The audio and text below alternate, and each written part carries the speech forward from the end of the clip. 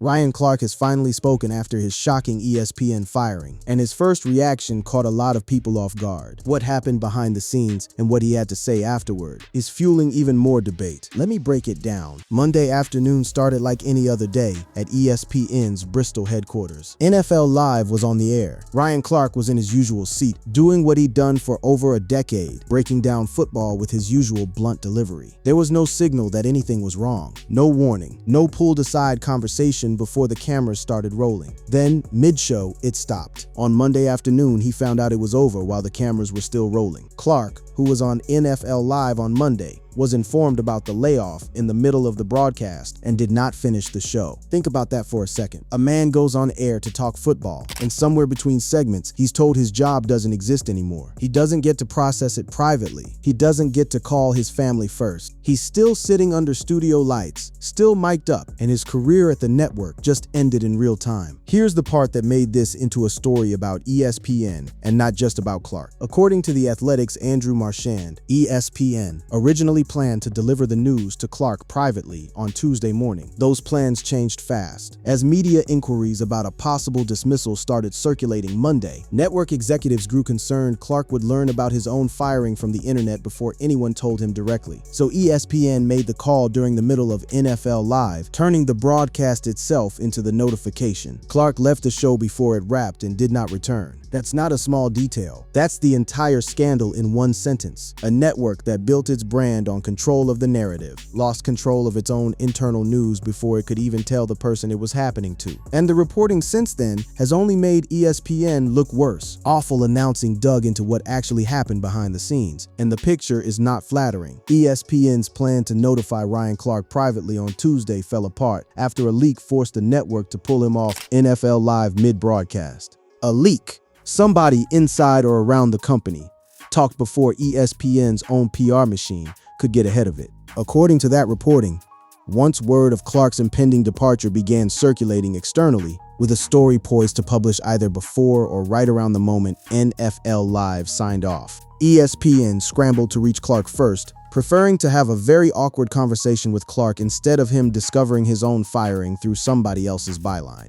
Outkick's Bobby Burak provided more insight on the timeline, writing on X that Outkick had actually given ESPN's PR team an hour's notice before publishing, specifically so the network could comment and tell Clark itself, and that ESPN spent that hour pulling Clark off the air and tipping off another reporter instead. Read that again. A competing outlet gave ESPN a courtesy heads up so the network could handle the situation with some dignity.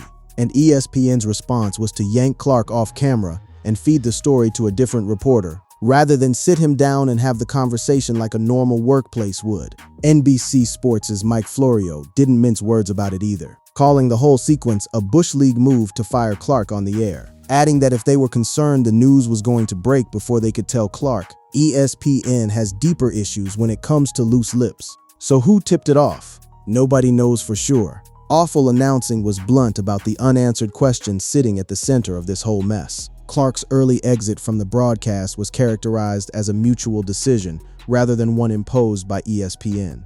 That account explains ESPN's scramble once the leak surfaced. It says nothing about where that leak originated or who inside or adjacent to the company was positioned to whisper Clark's fate to reporters before ESPN itself had finished drafting an announcement. A network that prides itself on breaking every other story in sports couldn't keep its own personnel decision under wraps for 24 hours, and the outlet that got the scoop wasn't even a neutral party. The outlet holding that scoop was Outkick, which had Clark's firing nailed down before Marchand's own reporting, and well ahead of the Tuesday rollout, ESPN had quietly planned. This was not Outkick's first pass at Clark either. Back in September, Burak published a report citing unnamed ESPN staffers who allegedly refused to work alongside Clark, attributing their reluctance to his lack of impulse control and professionalism. And Outkick's founder wasn't shy about how satisfying that scoop felt. Outkick's founder, Clay Travis, was not subtle in gleefully celebrating not only the news, but also how it broke. Meanwhile, the money attached to this decision only sharpens how badly ESPN wanted this handled quietly. Clark was making more than $2 million per year under his current contract, which was signed in February 2024. ESPN will owe him the balance of his contract regardless, meaning this wasn't about saving money on Clark specifically, so much as an accounting and restructuring play tied to something much bigger happening across the whole company. But none of that softened how it looked. A guy earning 8 figures over the life of his deal, getting bounced off a live broadcast without so much as a private phone call first. And the timing made it sting even more. The timing stings given what was on the horizon. Clark was expected to be a significant piece of ESPN's coverage of Super Bowl LXI next February, the first time in the network's history that it will broadcast the Super Bowl. Instead, he'll be watching it from outside the building he called home for 10 years.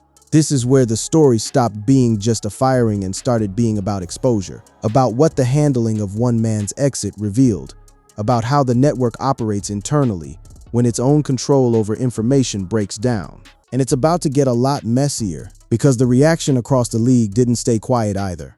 The moment the news got out, it wasn't just fans reacting. It was players, current and former, weighing in, and a lot of them weren't defending the network. Take Robert James, the Los Angeles Chargers cornerback, who'd actually built a relationship with Clark through his podcast. His reaction wasn't measured. "Bro, Ryan Clark leaving ESPN.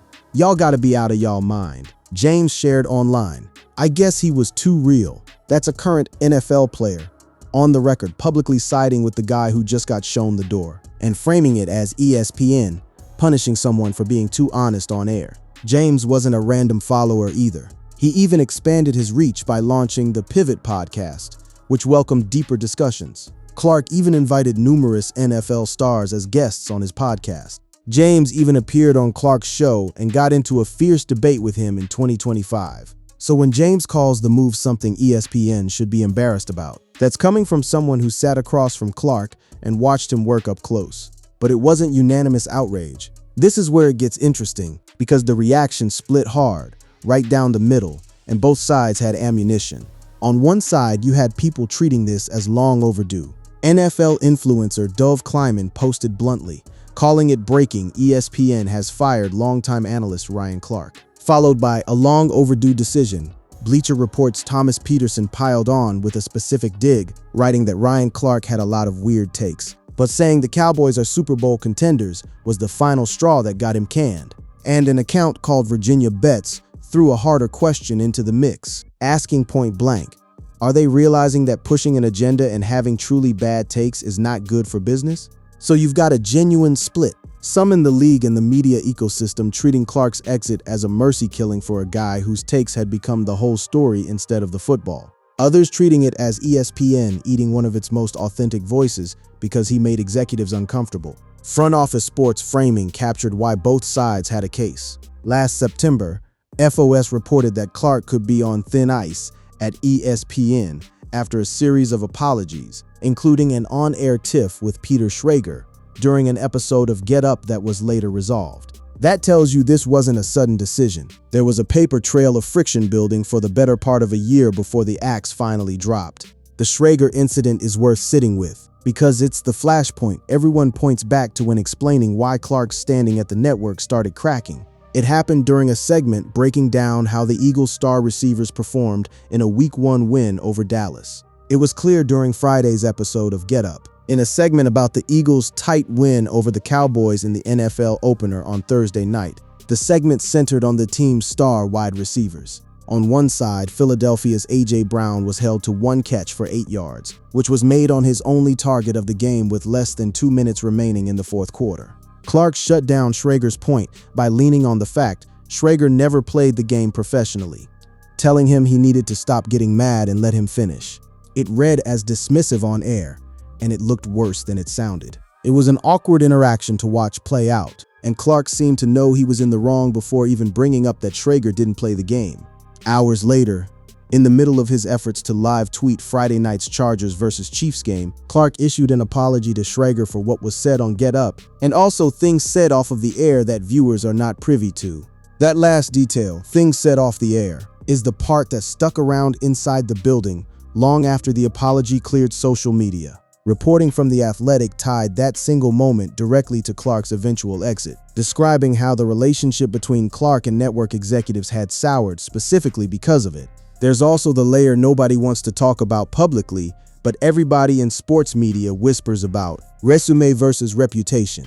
Clark had genuine hardware. He was the same year he won the award for Outstanding Personality, Studio Analyst, at the 44th Sports Emmy Awards. That's not a guy who lacked talent or a following. That's a guy who, by industry standards, had peaked at his job. And yet the friction kept piling up around him anyway. So you had a genuine tension running through the entire NFL media ecosystem in the hours after the firing broke. Was this ESPN cutting loose a liability, or ESPN punishing the one voice willing to say things other analysts wouldn't touch? Both arguments were live. And that tension is exactly why this story didn't die after one news cycle. It kept generating new angles for days.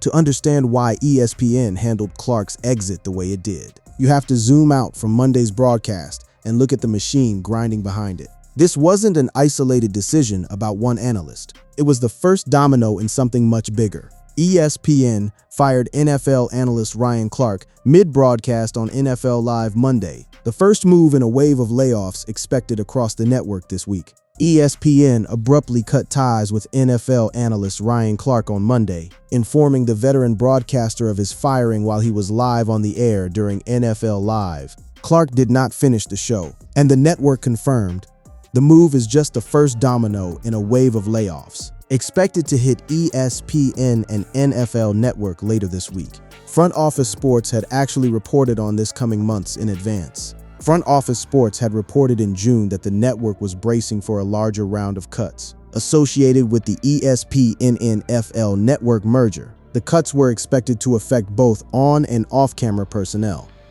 That merger is the real backdrop here. ESPN acquired NFL Network and other assets in February, which gave the NFL a 10% stake in ESPN, in a deal valued at around $3 billion. When two competing NFL content operations fold into one company, redundant on-air roles are the first thing to go. Clark, as one of the most recognizable and highest-paid NFL voices at ESPN, became an obvious place to start trimming. But the size and reach of the coming cuts is what makes this bigger than one man's bad day. ESPN and NFL Network are expected to announce additional job losses as soon as Tuesday, with a smaller number of on-air personnel departures expected out of Bristol and a larger set of cuts anticipated at NFL Network. This is a network-wide reshuffling, not a referendum on one guy's on-air behavior, even though the behavior gave executives convenient cover for who to cut first. And that's really the tension sitting underneath everything. Was Clark let go because of budget consolidation from a $3 billion merger, or because years of friction made him an easy name to put at the top of the list? The honest answer, based on everything reported, is probably both. And ESPN never clarified which one mattered more. ESPN executives are said to have soured on his approach amid the ongoing friction, and the network declined to comment on whether the Schrager incident directly factored into the final call. That refusal to clarify is its own kind of exposure. When a network won't say whether a firing was about money or about personality conflicts, it leaves every affected party, Clark, his colleagues, the fans, to fill in the blanks themselves. And in a media landscape this online, that vacuum gets filled fast, and rarely kindly toward the company staying silent.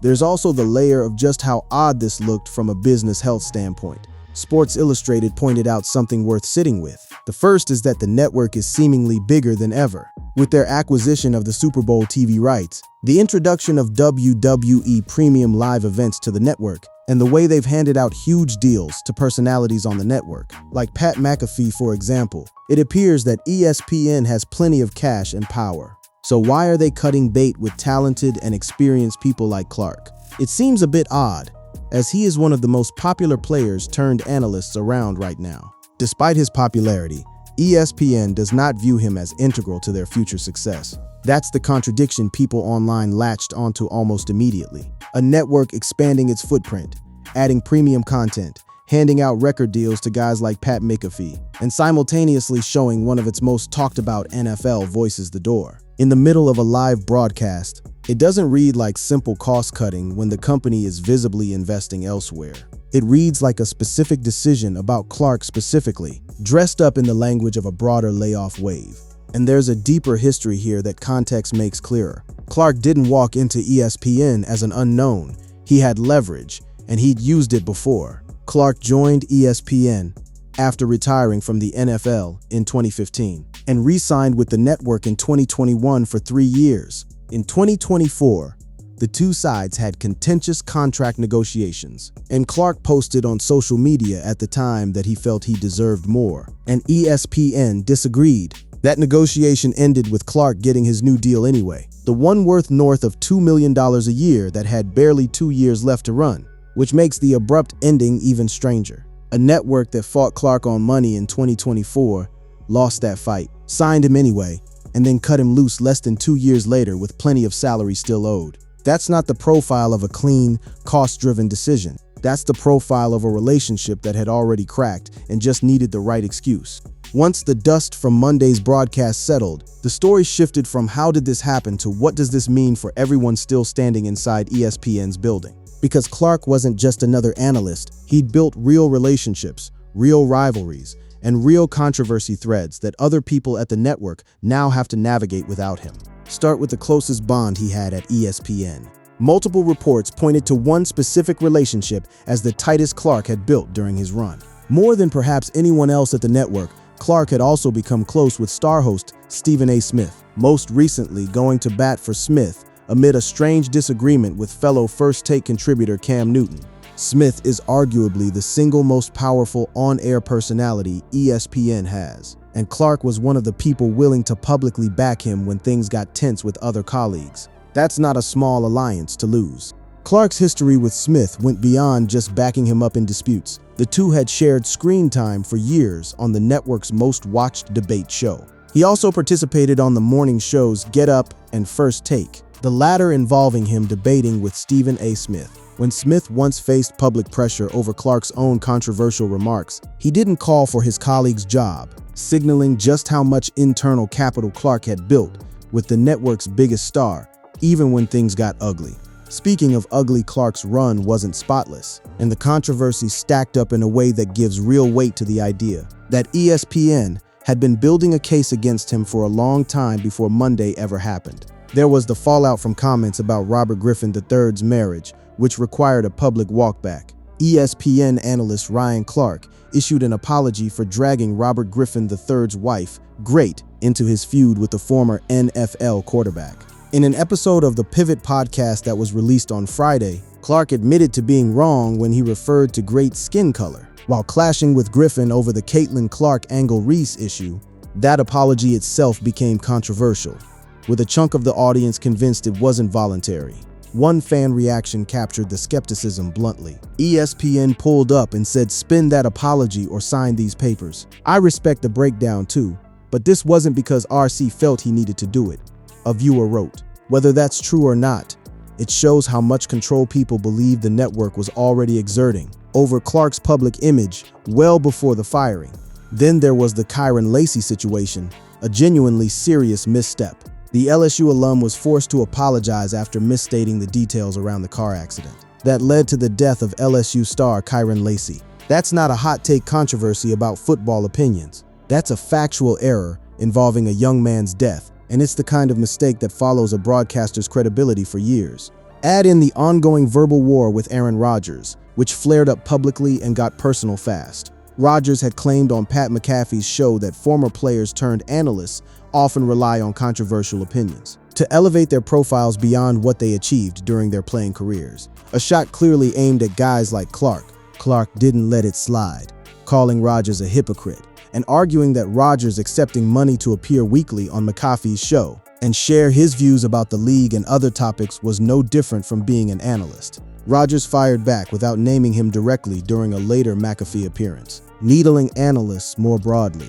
Stack all of that up, the Schrager blow-up, the RG3 controversy, the Lacey misstatement, the running feud with Rodgers, and you start to see why thin ice was the exact phrase front office sports used months before the firing actually happened. Clark wasn't cut because of one incident. He was cut because the incidents never stopped accumulating. And Monday's merger-driven layoff wave finally gave ESPN a convenient moment to act on all of it at once. That's really the fallout inside the building. Colleagues who now have to figure out who inherits Clark's chair on Monday Night Countdown and in the Super Bowl rotation. Executives who have to answer for how publicly this got handled. and a roster of NFL personalities, from Robert James to Aaron Rodgers to Stephen A. Smith, who all had skin in exactly how this story got told. Whatever else people want to say about how Monday went down, one thing is clear: Ryan Clark isn't disappearing from television, and he isn't going quiet about what just happened to him. He's still sitting on a real platform outside ESPN's walls entirely.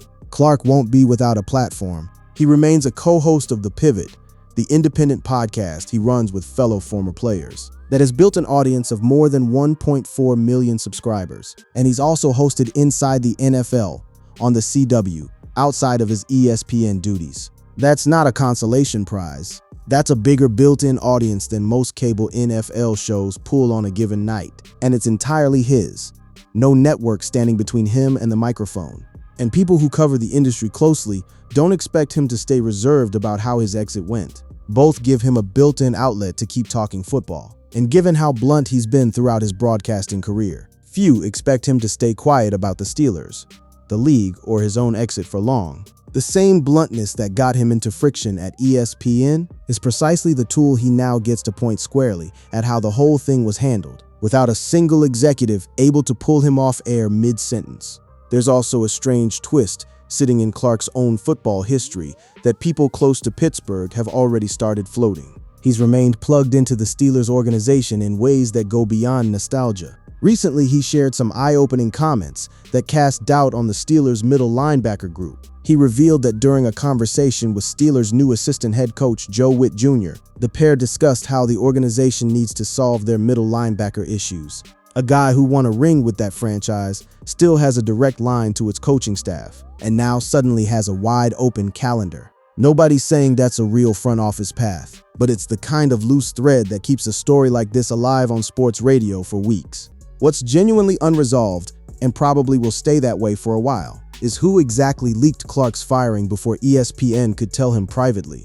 That question never got answered. The network never explained it publicly, and the outlet that broke the story never revealed its source. That's a loose end, sitting right at the center of the entire controversy. And it's the one detail that keeps this from being a clean, tidy story about budget cuts. What is settled is the shape of what happened. A veteran analyst, sitting under studio lights doing his job, found out mid-sentence that 11 years at a network were over. Not because a producer pulled him aside during a commercial break, but because the company lost control of its own internal timeline and scrambled to beat a leak it never explained. Whatever the mix of merger economics and years of friction that led to that decision, the manner of it, live, unannounced, and forced by outside pressure rather than internal planning, is the part that's going to follow ESPN's reputation with talent for a long time. And it's the part Ryan Clark now gets to talk about on his own platform, on his own terms, for as long as he wants.